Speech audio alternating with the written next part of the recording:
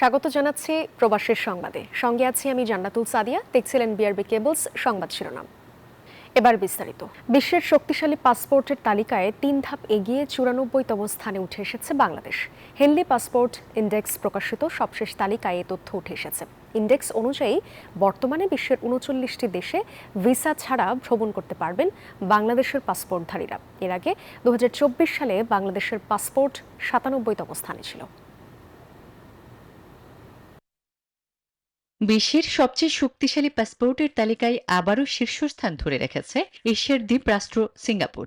London ভিত্তিক বৈশ্বিক নাগরিকত্ব ও আবাসন পরামর্শদাতা সংস্থা হেনলি পাসপোর্ট ইন্ডেক্স প্রকাশিত সর্বশেষ তালিকায় এই তথ্যই উঠে এসেছে।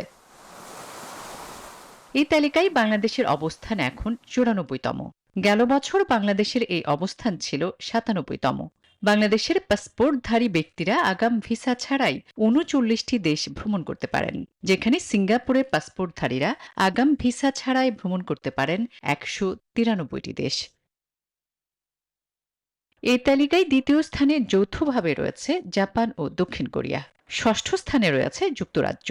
আর বিশ্বের সবচেয়ে শক্তিশালী পাসপোর্টের শীর্ষ ১০টির মধ্যে একেবারে নিচে যুক্তরাষ্ট্রের অবস্থান। ২০১৪ সালে এই সূচকে ১ নম্বর স্থান অধিকার করেছিল যুক্তরাষ্ট্র। আসমাতুলি, নিউজ 24। দেশের স্বার্থ ক্ষুণ্ণ করে যুক্তরাষ্ট্রের সাথে কোনো চুক্তি করবে না বাংলাদেশ, তবে আলোচনার মাধ্যমে সংকট সমাধানের চেষ্টা করা হবে। বৃহস্পতিবার সচিবালয়ে সাংবাদিকদের এসব কথা বলেন বাণিজ্য উপদেষ্টা শেখ বশির উদ্দিন।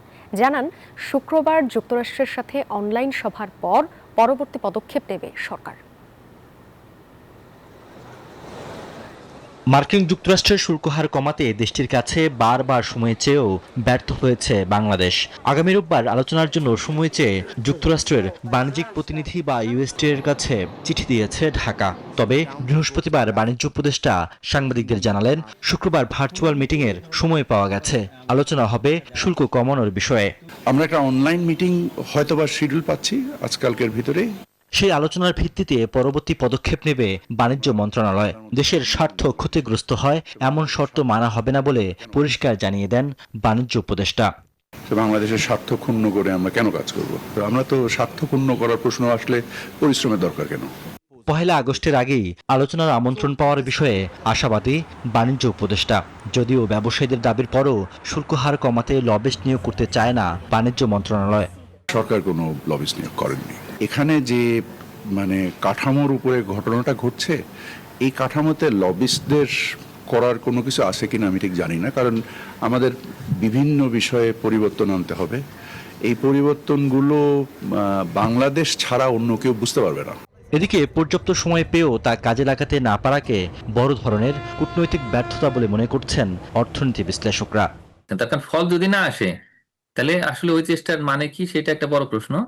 আর দ্বিতীয় হচ্ছে যে এর মধ্যে যে ইমেল করা হয়েছে, যাদেরকে রিকোয়েস্ট করা হয়েছে যে আরেকটা লাস্ট রাউন্ড অফ মিটিং, সেটার জন্য তো এখনো পর্যন্ত কিন্তু কোনো রেসপন্স আসেনি মার্কিন যুক্তরাষ্ট্রের দিক থেকে। আর আমাদের হাতে কিন্তু আর সময় নেই সেই অর্থে, আর কোথায় ৫-৬ দিন সময় আছে। তো এর মধ্যেই আসলে কতটুকু কি হবে সেটাও কিন্তু প্রশ্ন সাপেক্ষ।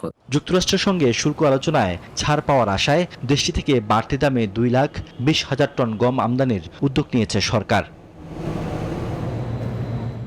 রিয়াদ সুমন, নিউজ 24, ঢাকা। ডিএনএ পরীক্ষার পর অবশেষে ৫ শিশুর মরদেহ বুঝে পেল পরিবার। বৃহস্পতিবার রাতে সিএমএইচ মর্গ থেকে স্বজনদের হাতে লাশ হস্তান্তর করা হয়। প্রাণ হারানো নিজ সন্তানদের জন্য দোয়া চেয়ে আর যেন কোনো বাবা মার কোল এভাবে খালি না হয়, এমনটাই চান নিহতের পরিবার। বিস্তারিত নাইম আল জিকুর রিপোর্টে। ৩ দিন ধরে এই হাসপাতাল থেকে ও হাসপাতালে ছোটাছুটির পর অবশেষে মিলল সন্তানের খোঁজ। আর সেই ছোট্ট শিশুটির অপেক্ষায় ছিল ডিএনএ টেস্টে শনাক্ত হওয়া ৫ শিশুর পরিবার। সেই অপেক্ষার অবসান ঘটল বৃহস্পতিবার রাত 8:45টায়। মাইলস্টোন স্কুলে প্রশিক্ষণ বিমান বিধ্বস্তের ঘটনায় নিহত নিধির নিথর দেহ বুঝিয়ে দেওয়া হয় তার পরিবারের কাছে। কফিনের সামনে ফুপিয়ে কাঁদতে থাকে নিধির স্বজনরা।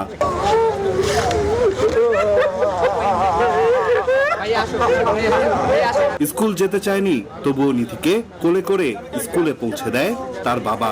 সেই অপরাধ বোধ যেন তাড়া করছে তাকে। আমাদের শুধু সর্বপ্রকারের অনিয়ম হয়েছে। আমার বাচ্চাটা পুরো মারা গেছে, তারপর আমার বাচ্চাটার বুকটা কাটা হয়েছে। কেন আমার বাচ্চার বুক কাটা হইল? আমার বাচ্চার বুক কেন কাটা হইল? 3 দিন পর সন্তানের পুড়ে যাওয়া দেহাবশেষ পেয়ে কান্নায় ভেঙে পড়েন আরেক শিশু লামিয়া আক্তার সোনিয়ার পরিবার। দুর্নীতি, অনিয়ম আর অব্যবস্থাপনা নিয়ে ক্ষোভ প্রকাশ করেন তারা। মানে যে দুর্ঘটনাটা ঘটছে এটা তো আমরা সবাই জানি যে একটা দুর্ঘটনা ঘটছে, কেন ঘটছে, ঠিক আছে? তো সুতরাং করাপশনটাকে না একদম বাদ দিয়ে দেন। রাষ্ট্রের কাছে এটাই বলবো যে আমরা ফেড আপ হয়ে গেছি, করাপশন বাদ দেন, এটা বাদ দিলে না অনেক ভালো হবে। আর কত কোল খালি হবে, আর কত ফুল ফোটার আগেই ঝরলে বন্ধ হবে এমন মৃত্যুর মিছিল, সেই প্রশ্নই রেখে যান ছোট্ট শিশুগুলোর স্বজনরা।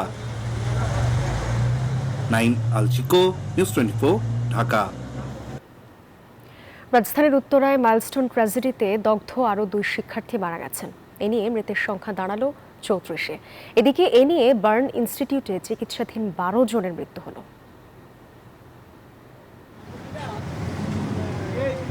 বার্ন ইনস্টিটিউটে বেঁচে থাকার লড়াই করে চলেছে আগুনে ঝলসে যাওয়া শিশুরা। জীবনের সাথেই যেন তাদের যুদ্ধ। এখানকার কান্না শুধুই আর্তনাদ নয়, তা যেন এক এক করে বলছে শত শত ভাঙা স্বপ্নের গল্প। এদিকে রাজধানীর জাতীয় বার্ন ইনস্টিটিউটে চিকিৎসাধীন অবস্থায় আরও 2 শিশু মারা গেছেন। এর মধ্যে কুমিল্লার দেবিদ্বারের ছেলে মাহতাব রহমান ভূঁইয়া 7ম শ্রেণীর শিক্ষার্থী ছিলেন। তার বাবার নাম মিনহাজুর রহমান ভূঁইয়া। বিমান বিধ্বস্তের ঘটনায় তার শরীরের 70% দগ্ধ হয়েছিল। দুঃখজনক এবং বেদনাদায়ক ঘটনা যেন না ঘটে, এর জন্য আমাদের রাষ্ট্রের পক্ষ থেকে জাতীয়ভাবে চিন্তা চেতনার মধ্যে যাওয়া উচিত, রাষ্ট্র সেকেন্দ্রিক ভাবা উচিত। সবার আগে জীবন।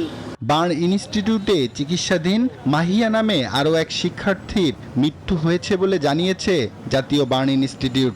এই মুহূর্তে 45 জন রোগী ভর্তি আছে, তার মধ্যে 36 জন শিশু যারা মাইলস্টোন কলেজের স্টুডেন্ট, এবং বাকি যারা আছেন তাদের মধ্যে ম্যাক্সিমাম হচ্ছে ওই স্কুলের টিচার। তো যারা 45 জন রোগী ভর্তি আছেন তাদেরকে আমরা বিভিন্ন পর্যায়ে বিভিন্ন ওয়ার্ডে রেখে চিকিৎসা চলমান রেখেছি।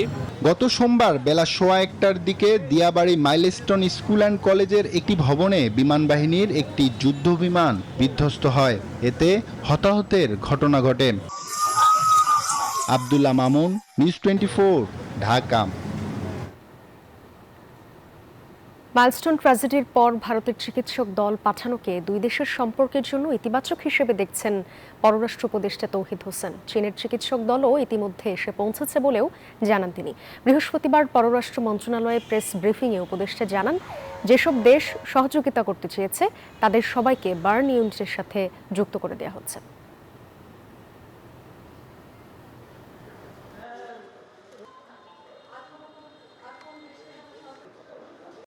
বার্ন ছাড়া অন্যান্য যারা, তাদের তো চিকিৎসা নর্মালি চলছে। বার্নের ক্ষেত্রে আমরা এখন পর্যন্ত যেটুকু সহায়তা পেয়েছি এবং পাচ্ছি, এটাই যথেষ্ট হবে আমাদের।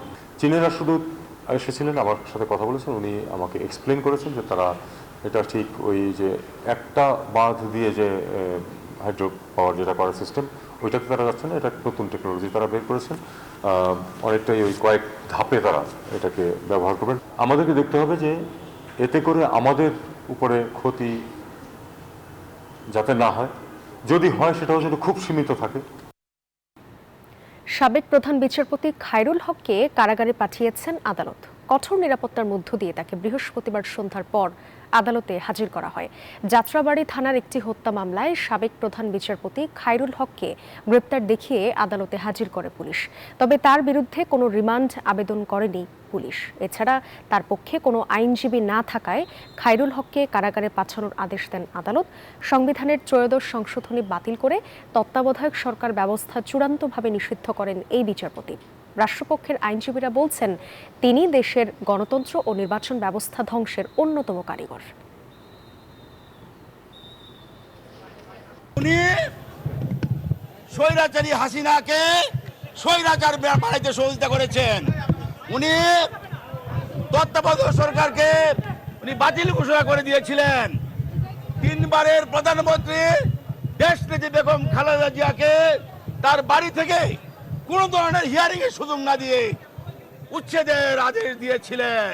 উনি নিজে সশরীরে থেকে এই হত্যাকাণ্ড ঘটিয়েছে এবং নির্দেশ দিয়েছে হত্যাকাণ্ড ঘটিয়েছে। এই কারণে বিজ্ঞ আদালতে এজাহারে 44 নম্বর আসামি ওনাকে বিজ্ঞ আদালত জেল হাজতে প্রেরণ করেন। সাবেক প্রধান বিচারপতি খায়রুল হক জনগণের সাথে প্রতারণা করেছেন বলে মন্তব্য করেছেন বিএনপি মহাসচিব মির্জা ফখরুল ইসলাম আলমগীর। বলেন, তত্ত্বাবধায়ক সরকার ইস্যুতে যে রায় দিয়েছেন তা এই রাষ্ট্রের বিরুদ্ধে গিয়েছে। বিলম্বে তাকে গ্রেপ্তার করা হলেও সরকারকে এ সময় ধন্যবাদ জানিয়েছেন তিনি। রায়ের পরেই আমার যেটা হয়েছে সেটা হচ্ছে যে আপনার আমাদের তত্ত্বাবধায়ক সরকার বিধানটা বাতিল পার্মানেন্ট করা হয়েছে এবং যেটা বাংলাদেশের পরবর্তীকালের যত রকমের আপনার রাজনৈতিক সংকট তৈরি হওয়ার সেই সংকটগুলো তৈরি হয়েছে এবং জাতি ক্ষতিগ্রস্ত হয়েছে। কাউকে গ্রেপ্তার করলে 12 ঘন্টার মধ্যে পরিবারকে জানাতে হবে। এ বিষয়ে ফৌজদারি কার্যবিধি সংশোধনের প্রস্তাব অনুমোদন করেছে উপদেষ্টা পরিষদ। বৃহস্পতিবার প্রধান উপদেষ্টা ডক্টর মোহাম্মদ ইউনূসের সভাপতিত্বে অনুষ্ঠিত উপদেষ্টা পরিষদের বৈঠকে এটি অনুমোদন দেওয়া হয়। পরে রাজধানীর ফরেন সার্ভিস একাডেমিতে সংবাদ সম্মেলনে এই সিদ্ধান্ত জানান আইন উপদেষ্টা আসিফ নজরুল। উপদেষ্টা পরিষদের বৈঠকে আরও সিদ্ধান্ত হয় দলীয় প্রতীকে আর হবে না স্থানীয় সরকার নির্বাচন। এ সময় আরও কিছু সিদ্ধান্তের কথা জানান স্থানীয় সরকার উপদেষ্টা আসিফ মাহমুদ সজীব ভূঁইয়া।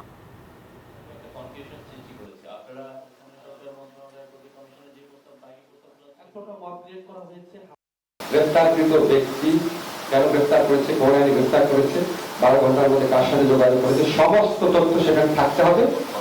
ধরেন যদি এসপি গ্রেফতার করে এসপির ওখানে থাকতে হবে এবং সাথে সাথে সেটা সংশ্লিষ্ট কনসার্ন পুলিশের থানাতে পাঠিয়ে দিতে হবে। জামায়াতে ইসলামের আমির ডাক্তার শফিকুর রহমান বলেছেন, জামায়াতে ইসলাম আশা করে আগামী বছরের প্রথমে নির্বাচন অনুষ্ঠিত হবে, তবে তার আগে কিছু মৌলিক সংস্কার ও অপরাধীদের বিচার হতে হবে। বৃহস্পতিবার বিকেলে সিলেটের শিল্পকলা একাডেমিতে মহানগর জামায়াতে ইসলামের আয়োজনে জুলাই গণঅভ্যুত্থানের শহীদ ও আহতদের স্মরণে আলোচনা সভা ও দোয়া মাহফিলে এসব কথা বলেন তিনি। জামায়াত আমির বলেন, আগের মতো নির্বাচন হলে তা জাতির জন্য দুঃখের ও বেদনার কারণ হবে। এছাড়া ফ্যাসিবাদের বিপক্ষে যুদ্ধ জয়ের পর দেশবাসীকে নিয়ে জামায়াত দুর্নীতির বিরুদ্ধে লড়াই শুরু করতে চায় বলেও জানান তিনি।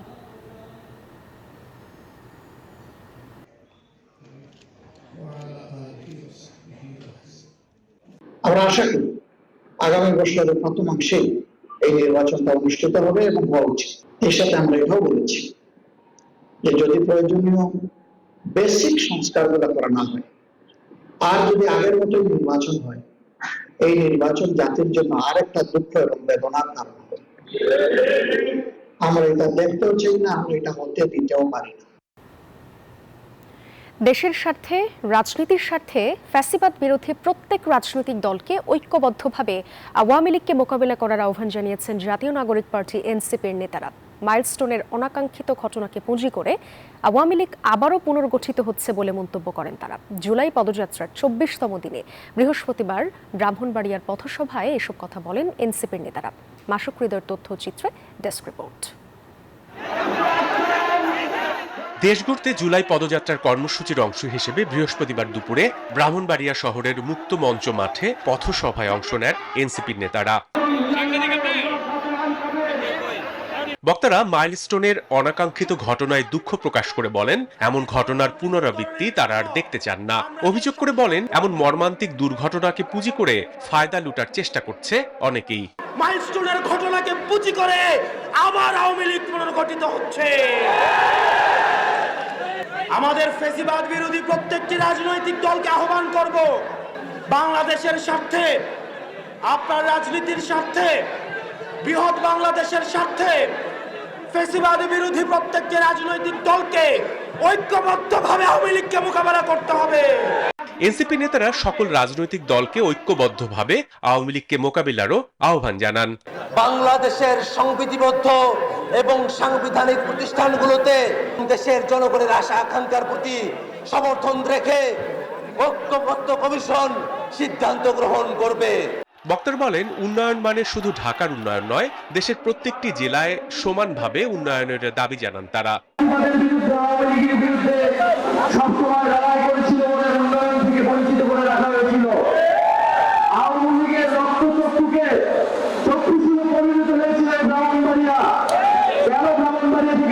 আন্দোলন এদিকে জুলাই পদযাত্রায় 24তম দিনে ব্রাহ্মণবাড়িয়ার পাশাপাশি বৃহস্পতিবার হবিগঞ্জের পথসভায়ও যোগ দেন এনসিপির নেতারা। Desk report, news 24। রাশিয়ার পূর্বাঞ্চলে আমুর প্রদেশে প্রায় 49 জন আরোহী নিয়ে একটি যাত্রীবাহী বিমান বিধ্বস্ত হয়েছে। বিমানটি চীন সীমান্তবর্তী আমুর অঞ্চলের টিন্ডা শহরের দিকে যাচ্ছিল। নিহত হয়েছেন সকলেই, এমনটাই জানাচ্ছে দেশটির বিভিন্ন গণমাধ্যম এবং জরুরি পরিষেবা কর্তৃপক্ষ। বিমান বিধ্বস্তের কারণ অনুসন্ধানে তদন্ত শুরু করেছে মস্কো বিমান কর্তৃপক্ষ।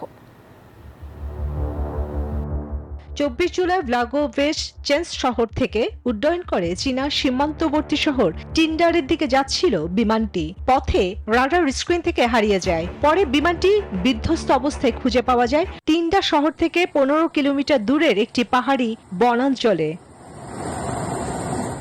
সোভিয়েত আমলে তৈরি পুরনো আন্তনভ আন-24 মডেলের যাত্রীবাহী বিমানটি 1976 সালের। পরিচালনায় ছিল সাইবেরিয়া ভিত্তিক আঙ্গারা এয়ারলাইন্স। একটি হেলিকপ্টার থেকে তোলা ভিডিওতে দেখা গেছে ঘন জঙ্গলের মধ্যে আগুনে পুড়ে ছাই হয়ে যাওয়া ধ্বংসাবশেষ।